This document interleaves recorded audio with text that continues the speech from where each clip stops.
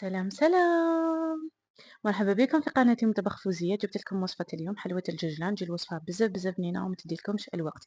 عندي كاس وربع تاع ججلان حمصته من قبل في المقلاة. من بعد جبت كاس تاع كاوكاو كذلك حمصته، ومن بعد درتو في الخلاط الكهربائي نطحنوه ونزيدوه مع الججلان تاعنا. من بعد زدت 2 ملعقة كبار بذور الشيا، زدت ملعقة كبيرة زبدة فول سوداني وقرصة ملح، وملعقة كبيرة دبس التمر. بالنسبة للمقادير غادي نكتبهم ونخلطوهم. من بعد اللي خلطتهم كذلك زدت نص ملعقة كبيرة تاع دبس تمر مع زبدة الفول السوداني ونخلطوهم. من بعد نجيبو المول تاعنا نديرو فيه الجيجلان تاعنا نخدمو بهذا الشكل كيما راكم تشوفوا.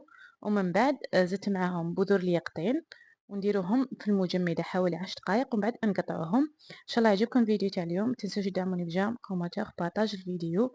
نقول لكم شكرا على المشاهدة وشكرا على الدعم تاعكم. خليكم نقول لكم باي باي.